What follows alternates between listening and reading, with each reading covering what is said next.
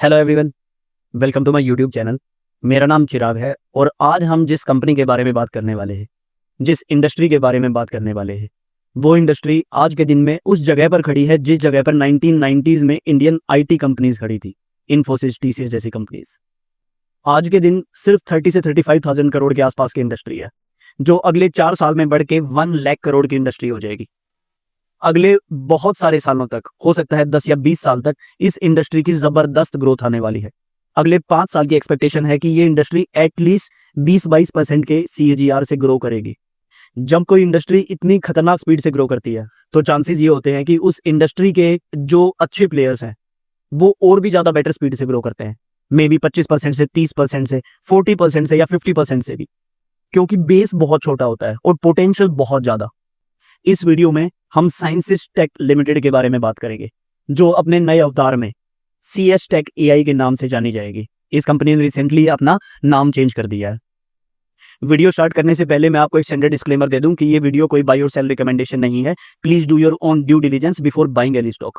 इस वीडियो को देखने के बाद ना आप जाकर कंपनी को पढ़ना, इस पूरी इंडस्ट्री को पढ़ना, आपको बहुत ज्यादा आसानी से समझ में आ जाएगा कि यहां पर चल क्या रहा है और एक्चुअली में ग्रोथ ट्रिगर पूरी इंडस्ट्री में कैसे है, साइंसिस में कैसे है। तो चलिए वीडियो स्टार्ट करते हैं। बिजनेस की निटी-ग्रिटीज में जाने से पहले मैं आपको एक एग्जांपल के माध्यम से समझाने की कोशिश करूंगा कि एक्चुअली में जियोस्पेशियल कंपनीज करती क्या है और साइंसिस क्या काम करती है। एग्जांपल लेते हैं गुड़गांव का। गुड़गांव में सबसे बड़ी समस्या आज के दिन में क्या है, जो लगभग इंडिया के सभी सिटीज की समस्या है? पानी की समस्या। इंफ्रास्ट्रक्चर इतना ज्यादा पुराना हो चुका है कि वो इतने बड़े शहर को, जो इतनी रैपिडली ग्रो कर रहा है, उसकी पानी की नीड्स को कंप्लीट नहीं कर पा रहा। जो इंफ्रास्ट्रक्चर आज से 20 या 25 साल पहले बना था वो बुरी तरह चरमरा गया है और टूटने वाला है। अब इसका सोल्यूशन क्या है? एक तो ट्रेडिशनल अप्रोच है। ट्रेडिशनल अप्रोच में होता है कि हम प्रॉब्लम को पूरे होलिस्टिक तरीके से नहीं देखते, बल्कि एक पीसमिल तरीके से देखते हैं। यानी जिस सोसाइटी में पानी अच्छी तरह नहीं आ रहा, हम सिर्फ वहां के ऊपर फोकस करेंगे और वहां की सारी पाइपों को उखाड़ देंगे और वहां पर थोड़ी बड़ी पाइप लगा देंगे ताकि लोगों के पास जल्दी जल्दी पानी आ सके। इस काम को करने के लिए हमें रोड तोड़ने पड़ेंगे, बहुत ज्यादा प्लानिंग की जरूरत है नहीं। लेकिन सच्चाई ये भी है कि जो 1 साल 2 साल की सभी कम्यूटर्स को समस्या आएगी, उसके बाद जो सोल्यूशन आएगा वो शायद लॉन्ग टर्म सस्टेनेबल सोल्यूशन नहीं होगा, क्योंकि पॉपुलेशन और भी ज्यादा बढ़ जाएगी। वहां पर चांसेस हैं कि वहां पर शायद वाटर गजलिंग इंडस्ट्रीज आ जाए, जहां पर पानी की रिक्वायरमेंट और भी ज्यादा होगी। इस ट्रेडिशनल अप्रोच की वजह से जो समस्याएं आती है ना, उनका सॉल्यूशन देने के लिए एंट्री होती है जियोस्पेशियल कंपनीज की। For example sciences. यहां पर आपका अप्रोच पीसमील अप्रोच नहीं होता, बल्कि एक होलिस्टिक अप्रोच होता है। जियोस्पेशियल कंपनीज का काम है डिजिटल मैप्स बनाना। ऐसे मैप्स जहां पर बहुत सारी इंफॉर्मेशन डिसीजन लेने के लिए जो हमें चाहिए वो एक ही जगह पर अवेलेबल हो। फॉर एग्जाम्पल, इस गुड़गांव वाली समस्या के लिए सबसे पहले साइंसिस जैसी कंपनी क्या करेगी? सबसे पहले वो ये देखेंगे कि पुरानी पाइप्स कहां कहां पर हैं पूरे सिटी के अंदर। उनका एक मैप तैयार किया जाएगा। सिटी के अंदर रिजर्वायर्स कहां पर है, जो मीठा पानी है वो कहां से आता है, जो खारा पानी है वो कहां से आता है, सीवेज ट्रीटमेंट प्लांट्स कहां पर है, कैनाल से पानी आता है तो उनकी डायरेक्शन क्या है, वो कहां से जा रही है। उसके बाद अगर रिवर सिटी के आसपास से जा रही है तो उसमें कितना पानी आता है, कम पानी आता है, कितना ज्यादा पानी आता है, उसको किस तरीके से यूटिलाइज किया जा सकता है। उसके बाद ये कंपनी फोकस करेगी पॉपुलेशन डिस्ट्रीब्यूशन पे, कि सिटी के अंदर पॉपुलेशन डिस्ट्रीब्यूटेड किस तरीके से है। इसके लिए शायद उनको हेल्प लेनी पड़ सकती है सेंसस के डेटा की, कि सिटी के अंदर कहां पर पॉपुलेशन डेंसिटी ज्यादा है, कहां पर कम है। उसके बाद सिटी के अंदर लैंड यूज पैटर्न क्या है, यानी इंडस्ट्रीज कहां पर हैं, कहां पर वाटर गजलिंग इंडस्ट्रीज हैं, कहां पर आईटी इंडस्ट्रीज है, जिनके लिए शायद वाटर की रिक्वायरमेंट उतनी ज्यादा नहीं है जितनी रिक्वायरमेंट एग्रीकल्चर के लिए है।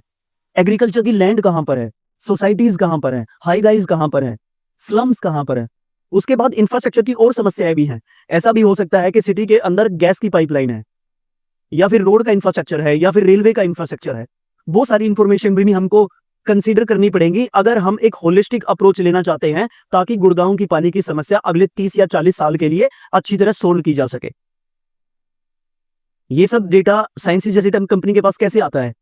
वो हाईटेक टेक्नोलॉजी यूज करते हैं, जैसे lidar, light detection and ranging. उसके बाद सैटेलाइट से डेटा उठाते हैं, ड्रोन्स का यूज करते हैं। जो पुराने मैप्स हैं उनको नए सॉफ्टवेयर की हेल्प से सुपर इंपोज करते हैं। इन सब चीजों की हेल्प से साइंसेस गवर्नमेंट को एक डिटेल्ड प्रोजेक्ट रिपोर्ट देती है कि गुड़गांव की पानी की समस्या किस तरीके से सोल्व हो सकती है। अगर आपको ये समस्या सोल्व करनी है तो खर्चा कितना आएगा और क्या क्या माइलस्टोन होने चाहिए, कितने टाइम में काम कंप्लीट हो जाएगा। सिर्फ इतना ही नहीं, जब काम शुरू हो जाता है तो साइंसेस गवर्नमेंट को साथ साथ ये बताती रहती है कि कहां पर ऑपरेशनल इनएफिशिएंसीज आ रही हैं, आप पैसा कैसे बचा सकते हो और भी ज्यादा एफिशिएंट किस तरीके से हो सकते हो। इस तरीके के अप्रोच का सबसे बड़ा फायदा ये होता है कि एक तो आपको फ्यूचर के लिए अपने सिटीज को रेडी कर रहे हो। बड़ी प्रॉब्लम को एक छोटे सोल्यूशन की तलाश नहीं होती, बल्कि एक एफिशिएंट सोल्यूशन की तलाश होती है। साइंसेस म्युनिसिपल बॉडीज को एक एफिशिएंट सोल्यूशन दे रहा है, जिससे गवर्नमेंट का पैसा भी बचेगा और टाइम भी बचेगा और सिटीजन्स को अच्छी फैसिलिटीज भी मिलेंगी। अगर हम साइंसेस के बिजनेस को क्रूड वे में समझने की कोशिश करें ना, तो जैसे कि एक ईपीसी ठेकेदार होता है ना, ये ठेकेदारी का काम करते हैं सरकार के लिए। लेकिन यहां पर सबसे बड़ा डिफरेंस ये है कि ठेकेदारी में आपकी बैलेंस शीट बहुत ज्यादा हैवी होती है, क्योंकि कैपिटल एक्सपेंडिचर आपको बहुत ज्यादा करना पड़ता है। लेकिन इस केस में आपका कैपिटल एक्सपेंडिचर उतना ज्यादा नहीं है, क्योंकि सॉफ्टवेयर से डील करना है आपको, टेक्नोलॉजी से डील करना है आपको। हाँ, आपको डिपेंडेंट होना है सरकार के ऊपर, क्योंकि सरकार का जब पैसा आएगा जब आएगा। ये समस्या भी है बिजनेस के अंदर। उम्मीद है इस एग्जांपल से आपको मोटा मोटा आइडिया हो गया होगा कि जियो स्पेशल जो कंपनीज हैं उनकी एक्चुअल यूटिलिटी क्या है, प्रैक्टिकल यूटिलिटी क्या है। अब देखते हैं कि ये कंपनी कौन कौन से सेक्टर्स में काम करती है। सबसे बड़ा जो इस कंपनी का सेक्टर है, जहां से 75% ऑफ द रेवेन्यू आता है, वो है वाटर रिसोर्स मैनेजमेंट। एक एग्जांपल तो मैंने गुड़गांव का दिया। उसके बाद इस कंपनी के पास बड़े बड़े रिवर लिंकिंग के प्रोजेक्ट्स हैं, जहां पर आपको जियो स्पेशल सर्विसेज की जरूरत है। महाराष्ट्र में वेनगंगा और नालगंगा को लिंक करने का जो प्रोजेक्ट है, वो प्रोजेक्ट साइंसेस को मिला हुआ है। लगभग 320 करोड़ के आसपास का प्रोजेक्ट है।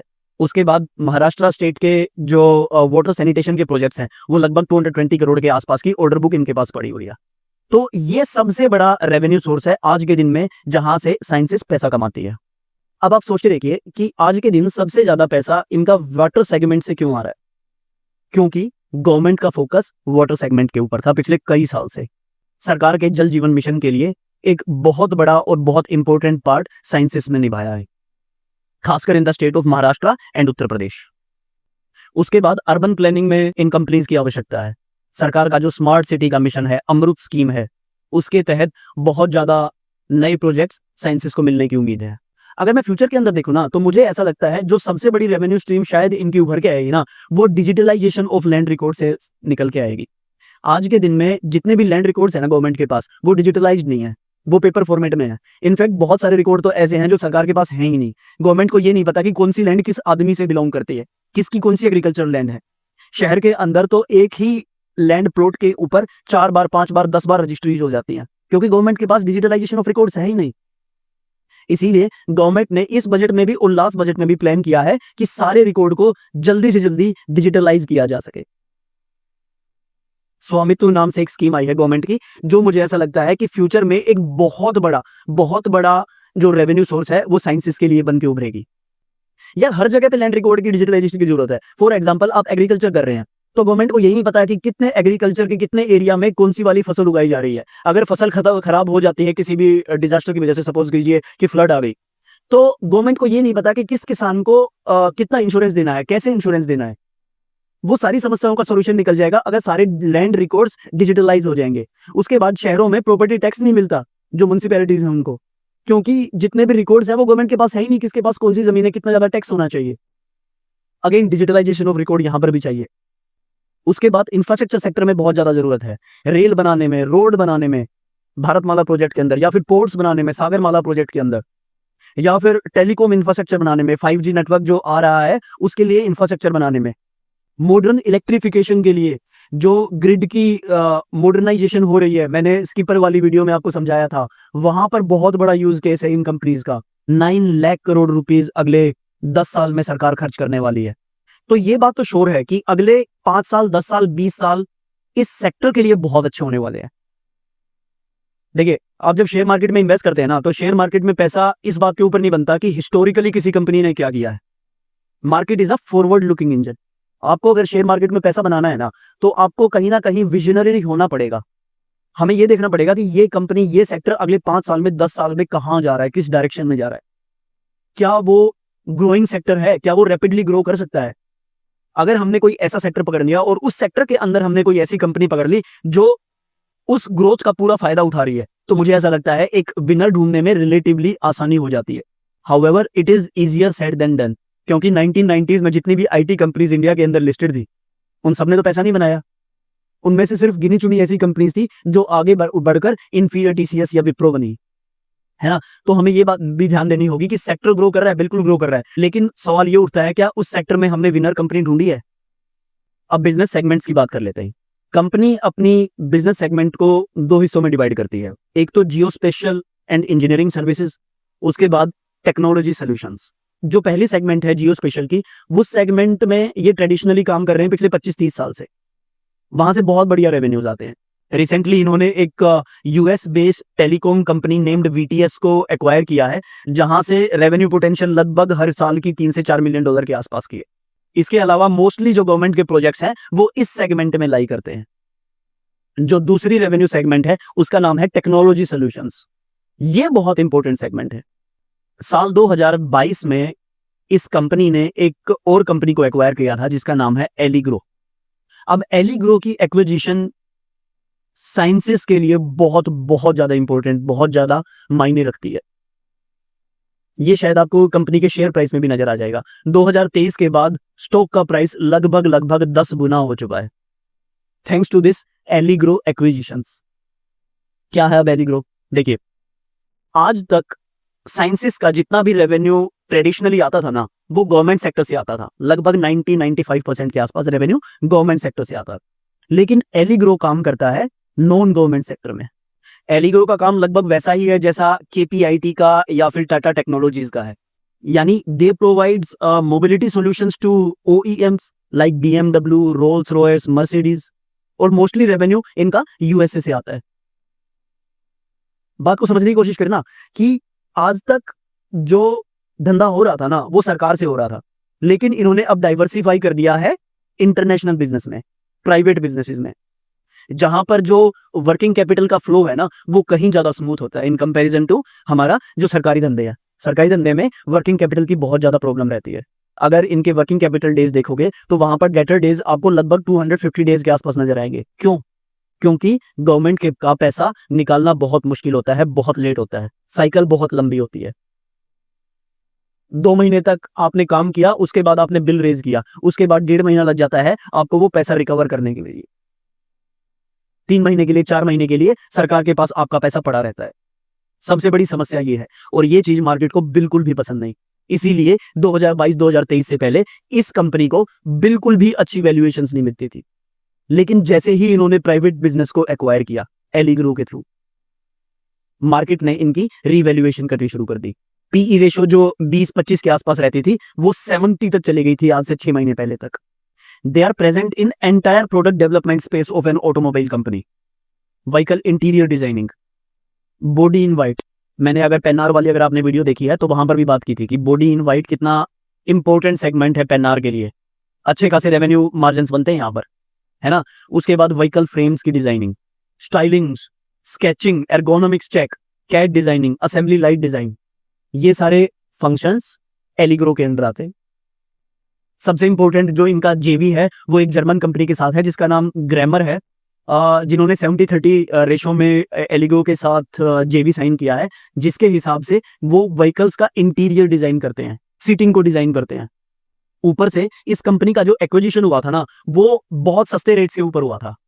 जब एलिग्रो को इन्होंने एक्वायर किया था लगभग 58-60 करोड़ के आसपास एक्वायर किया था, और उस समय ये कंपनी 16 करोड़ के आसपास का पर ईयर पैट कमा रही थी, यानी आपको सिर्फ 4 या 5 की पीई के आसपास ये स्टॉक मिल गया था। तो बहुत सस्ते रेट पे इन्होंने एलिग्रो को एक्वायर किया था। और आज के दिन जो एलिग्रो के रेवेन्यूज है ना वो 2 इयर्स डाउन द लाइन हमें नजर भी आ रहे हैं। 2022 में एक्वायर की थी, 2025 में हमको substantial 25% of the companies revenue now comes from non government sector. अब कंपनी स्पेसिफिक ग्रोथ फिगर्स की बात करते हैं। ऐसे कौन से ग्रोथ फिगर्स हैं जो मुझे ऐसा लगता है इस कंपनी को बहुत ज्यादा इंटरेस्टिंग बनाते हैं। सबसे बड़ा ग्रोथ फिगर तो मैं ऑलरेडी डिस्कस कर चुका, वो है इंडस्ट्री ग्रोथ। पूरी इंडस्ट्री ही 15-20% से ग्रो कर रही है, तो हम उम्मीद कर सकते हैं कि शायद साइंसेस 35%, 40% या 50% CAGR से भी ग्रो कर सकती है अगले 3-4 साल के अंदर। दूसरा growth trigger, non government revenue. Non government revenue आज से 5 साल पहले तक लगभग 5% के आसपास हुआ करता था, जो बढ़कर लगभग 20% हो गया। मैनेजमेंट की गाइडेंस है कि अगले 3 या 4 साल के अंदर हो सकता है 50 या 60% भी पहुंच जाए। और इनका जो लॉन्ग टर्म प्लान है वो 75% of their revenue to become non government revenue है। देखिए, एक बात समझिए कि अगर इस कंपनी ने ये चीज छोड़ दी ना कि नॉन गवर्नमेंट रेवेन्यूज को बहुत ज्यादा बढ़ा दिया और जो कंपनी की ग्रोथ है वो इंटैक्ट रही, तो इस कंपनी की री रेटिंग होने से कोई नहीं रोक सकता। क्योंकि जो कंपनीज गवर्नमेंट सेक्टर के साथ काम करती है ना, उनकी पोटेंशियल के ऊपर मार्केट को हमेशा शक रहता है। एक तो करप्शन इन्वॉल्व होती है, ठीक है, और उसके बाद वर्किंग कैपिटल की दिक्कत रहती है। तो उस वजह से मार्केट बहुत ज्यादा इज्जत देती नहीं है, प्रीमियम देती नहीं है ऐसी कंपनीज को। अगर ये कंपनी आज से 4 ईयर या 5 year down the line substantial revenue अपना नॉन गवर्नमेंट सेक्टर से कमाती है ना, तो मुझे ऐसा लगता है कि this company will be very premiumly rated, कोई भी डाउट नहीं है। Third trigger, order book. बहुत हेल्दी ऑर्डर बुक है, लगभग 1200 करोड़ के आसपास की आज के दिन में कंपनी की ऑर्डर बुक है। रिमेंबर 2025 में इनकी जो टोटल सेल्स थी वो लगभग 420 करोड़ के आसपास थी, यानी 3 टाइम्स इनकी ऑर्डर बुक है आज के दिन में। उसके बाद 500 करोड़ के इनकी जो ऑर्डर्स हैं वो पाइपलाइन में है और उनको ऑर्डर विन करने की प्रोबेबिलिटी 90% रही है पास्ट में इस कंपनी की। तो चांसेस ये है कि 400 करोड़ के आसपास और ऑर्डर बुक हमें और मिल जाएगी, यानी लगभग 1500-1600 करोड़ की ऑर्डर बुक अगले 2 साल में इस कंपनी की नजर आ रही है, जिसको कंप्लीट करने में इनको 1 से 2 साल के अंदर लगेगी। तो अगर मैं शॉर्ट टर्म की बात करूं तो मुझे ऐसा लगता है कि अगले 1 या 2 साल के अंदर कंपनी के जो रेवेन्यूज है ना वो मेंटेन हो सकते हैं। जो हाई ग्रोथ हम 35-40% की उम्मीद कर रहे हैं ना, वो कंपनी की जो स्टैंड अलोन बिजनेस है वहां से आ सकती है। इसकी अच्छी खासी प्रोबेबिलिटी नजर आ रही है। खासकर कंपनी ने महाराष्ट्र और उत्तर प्रदेश को फोड़ दिया है। महाराष्ट्र बेस्ड कंपनी है, नागपुर बेस्ड कंपनी है, और तो वहां पर जो इनके प्रोजेक्ट्स आए हैं वो सबसे ज्यादा है। उसके बाद उत्तर प्रदेश में भी आहिस्ता आहिस्ता इनरोड्स बना रहे हैं। उसके बाद कंपनी कोशिश कर रही है दूसरे स्टेट्स में भी घुसने की, जैसे माइनिंग स्टेट्स में जाने की, उड़ीसा, छत्तीसगढ़, झारखंड, इन स्टेट्स में घुसने की। इन्होंने कुछ माइनिंग प्रोजेक्ट्स वहां पर लिए भी हैं। Fourth figure, margin expansion. अगर पिछले 4 साल का ट्रैक रिकॉर्ड देखोगे कोविड के बाद का, तो कंपनी ने अपने मार्जिन को 10% से इंक्रीज कर दिया है लगभग 19% तक। चांसेस ये हैं कि 3 इयर्स डाउन द लाइन शायद इनके मार्जिन और भी एक्सपेंड हो सकते हैं। मुझे ऐसा क्यों लगता है? जो इनके नए प्रोजेक्ट्स हैं, खासकर जो बड़े प्रोजेक्ट्स हैं जैसे रिवर लिंकिंग का प्रोजेक्ट है और भी ज्यादा प्रोजेक्ट्स हैं, वो ज्यादा मार्जिन एक्रेटिव होंगे। क्योंकि छोटे प्रोजेक्ट्स में आप कम मार्जिन कमाते हैं, लेकिन बड़े प्रोजेक्ट्स में आपके मार्जिन बढ़ जाते हैं। उसके अलावा मुझे ऐसा लगता है कि इंटरनेशनल बिजनेस में कंपनी कहीं ना कहीं ऑपरेटिंग लेवरेज पर बैठी है। पिछले 2 साल में इंटरनेशनल बिजनेस पे खतरनाक खर्चा हुआ है। अगर बैलेंस शीट को ढंग से देखोगे तो आप जानोगे कि लगातार कंपनी अपने यूएस ऑपरेशंस पे खर्चा कर रही है, वहां पर टीम को रिक्रूट कर रही है, वहां पर नई नई ऑफिसेज खोल रही है। तो मुझे ऐसा लगता है कि 1 ईयर डाउन द लाइन शायद एक अच्छी ऑपरेटिंग लेवरेज हमें वहां पर नजर आ सकती है। और रिमेंबर, ये बिजनेस होने वाला है नॉन गवर्नमेंट बिजनेस। वहां से अगर रेवेन्यू आता है, अच्छा रेवेन्यू आता है, तो मार्केट उसको बहुत अच्छा पसंद करेगी और शायद इस कंपनी को रिवार्ड भी करेगी। 5वां growth trigger, inorganic growth. Management बार बार बोल रही है कि इनकी future growth acquisition led growth होगी। खासकर एली ग्रोथ की जो सक्सेस है उसके बाद कंपनी बहुत ज्यादा एक्साइटेड है। इनकी बैलेंस शीट के ऊपर लगभग 160 करोड़ के रुपीस के आसपास पड़े हैं। उसके बाद इन्होंने रिसेंटली बीटीएस को, जैसा मैंने आपको बताया, एक्वायर किया था, जो यूएस बेस्ड टेलीकॉम कंपनी है, ठीक है। अब मैनेजमेंट के पास पोटेंशियल भी है, ऐसा नहीं है कि मैनेजमेंट के पास पोटेंशियल नहीं है। जो इनके सीईओ डेजिग्नेट है सूरज, वो इससे पहले जिस कंपनी में थे उसका रेवेन्यू लगभग $100 मिलियन के आसपास था, जिसे उस कंपनी को इन्होंने एलएनटी टेक को बेच दिया था। तो जो मैनेजमेंट है उसके पास पोटेंशियल भी है, जो अपनी पूरे प्रोजेक्ट को एक हायर रेवेन्यू पाथ पर लेके जा सकते हैं। अब अगले ग्रोथ फिगर की बात करते हैं। लास्ट ईयर कंपनी ने एक QIP रेज किया था जिसमें प्रोमोटर्स ने पार्टिसिपेट किया था। बात समझिए, कंपनी ने लगभग 250 करोड़ के आसपास पैसे रेज किए थे, जिसमें से 100 करोड़ जो प्रोमोटर ग्रुप है, मेगे ग्रुप, उन्होंने डाले हैं। इसका मतलब क्या है? इसका मतलब यह है कि जो प्रोमोटर ग्रुप है वो बहुत ज्यादा बुलिश है अपने बिजनेस को लेकर। यूजुअली क्या होता है, कंपनीज QIP लेके आती हैं तो जितने भी इंस्टीट्यूशनल इन्वेस्टर है वो पैसा इन्वेस्ट करते हैं। प्रमोटर अपने पैसे को, अपने स्टेक को डाइल्यूट कर देता है, लेकिन यहां पर प्रमोटर नहीं चाहता था कि उनका स्टेक डाइल्यूट हो, क्योंकि उन्हें ऐसा लगता है कि फ्यूचर कंपनी का इंटैक्ट है। ये बहुत बड़ा ट्रिगर पॉइंट है अकॉर्डिंग टू मी। इसके अलावा एक यूएस बेस्ड फंड हाउस है जिसने पैसा इन्वेस्ट किया है, वहां की टीम के बारे में अगर हम डीप में स्टडी करने की कोशिश करते हैं तो हमें पता चलता है उनके पास ऑलरेडी एक्सपीरियंस है डेटा सेंटर में हाइपर स्केलर्स बनाने में। ठीक है, तो हमें ऐसा लगता है कि जो नया इन्वेस्टर आ रहा है वो नई स्किल सेट के साथ आ रहा है। तो ओवरऑल अगर मैं ग्रोथ ट्रिगर्स की बात करूं ना, तो हमें लॉन्ग टर्म ट्रिगर्स भी नजर आ रहे हैं, जिसमें पूरा सेक्टर बहुत रैपिडली ग्रो कर रहा है, गवर्नमेंट का खर्चा लगातार ग्रो कर रहा है, नई डिजिटलाइजेशन की स्कीम्स आ रही हैं। और शॉर्ट टर्म हमें ग्रोथ ट्रिगर्स भी नजर आ रहे हैं, जैसे इनकी ऑर्डर बुक बहुत अच्छी है। उसके बाद जो इनका 2026 में है वो बड़े प्रोजेक्ट से रेवेन्यू आना शुरू हो जाएगा, खासकर सेकंड हाफ ऑफ FY26 से। तो मुझे ऐसा लगता है अगले कुछ क्वार्टर्स भी बहुत इंटरेस्टिंग होने वाले हैं। अब रिस्क और चैलेंजेस की बात कर लेते हैं। सबसे बड़ा रिस्क मैंने बार बार आपको बताया, वर्किंग कैपिटल डेज की। वर्किंग कैपिटल डेज लगातार बढ़ रहे हैं, डेटर डेज लगातार बढ़ रहे हैं। ठीक है, डेटर डेज को अगर घटना है तो नॉन गवर्नमेंट रेवेन्यू इनको बढ़ाना पड़ेगा, नहीं तो मार्केट को बिल्कुल भी पसंद नहीं आएगा। खासकर इस क्वार्टर में इनके डेटर डेज बहुत ज्यादा बढ़ गए हैं। उसके बाद दूसरी सबसे बड़ी समस्या जो मुझे आज के दिन में कंपनी में नजर आ रही है वो नजर आ रहा है पॉलिटिकल रिस्क। साइंसेस का जो पेरेंट ग्रुप है वो मेघे ग्रुप है। ये नागपुर बेस्ड बिजनेस हाउस है जिनके पॉलिटिकल कनेक्शंस बहुत साल से हैं। आज के दिन में ये कंपनी बीजेपी के बहुत ज्यादा नजदीक है और जितने भी इनके नए प्रोजेक्ट्स आ रहे हैं महाराष्ट्र में और उत्तर प्रदेश में, वो बीजेपी लेड स्टेट्स में आ रहे हैं। हमने अदानी जी के केस में भी देखा था कि जो पॉलिटिकल अलाइनमेंट है ना वो डबल एज स्वॉर्ड है। आज के दिन में आपको प्रॉफिट हो रहा है क्योंकि आज के दिन में आप पावर के अंदर है। हो सकता है कल को नई गवर्नमेंट पावर के अंदर आ जाएगी, उसके बाद क्या होगा? आपको गवर्नमेंट ठेकेदारी करनी है, गवर्नमेंट से ठेके लेने हैं। ठेके क्या आपको कंसिस्टेंटली मिलते रहेंगे? ये बहुत बड़ा पॉलिटिकल रिस्क है जो कंपनी के ऊपर तलवार की तरह लटकता रहता है। ये हमने महाराष्ट्र इलेक्शन में भी देखा। महाराष्ट्र इलेक्शन के बाद स्टॉक ने खतरनाक ग्रोथ दिखाई क्योंकि बीजेपी दोबारा पावर में आ गई, है ना। तो अगर कोई इन्वेस्टर इस जैसी कंपनी में इन्वेस्ट कर रहा है तो उस रिस्क के ऊपर जरूर ध्यान रखिएगा। उसके बाद कैपिटल मिसअलोकेशन का खतरा है, लगातार एक्विजिशन किए जा रहे हैं। 160 करोड़ इनकी बैलेंस शीट के ऊपर पड़े हैं, कैसी एक्विजिशन करेंगे? सिनर्जी आएगी या नहीं आएगी? मैंने पहले भी बहुत सारी वीडियोस में आपको बताया है कि एक्विजिशन दूर से तो बहुत अच्छी लगती है, लेकिन जब आप किसी कंपनी को एक्वायर कर लेते हैं ना और उसके साथ इंटीग्रेट करने की कोशिश करते हैं अपने एग्जिस्टिंग बिजनेस को, वो बहुत ज्यादा मुश्किल हो जाता है। फॉर एग्जाम्पल, मैनेजमेंट पहले बोल रही थी कि हम डेटा सेंटर स्पेस में जाएंगे, वहां पर तुम्हारे पास एक्सपर्टीज नहीं है। हाँ, जो इनके नए CEO हैं और जो इनके नए QIP के इन्वेस्टर्स हैं उनके पास एक्सपर्टीज है, लेकिन कंपनी के पास अभी के दिन में कोई और एक्सपर्टीज नहीं है। इन्होंने आज तक डेटा सेंटर की कंसल्टेंसी की नहीं है। इस कॉन कॉल में मैनेजमेंट उसके लिए भी मना कर रही है कि शायद ये डेटा सेंटर पे हम फोकस नहीं करेंगे। तो हमें नहीं पता कि नई एक्विजिशन कहाँ होने वाली है। बहुत इंटरेस्टिंग होगा कि कंपनी किस तरीके की एक्विजिशन करने वाली है। महंगी तो नहीं करने वाली, अगर बहुत महंगी एक्विजिशन होंगी तो अगेन मार्केट इनको पनिश करेगी। अब चौथे सबसे बड़े रिस्क की बात करता हूं।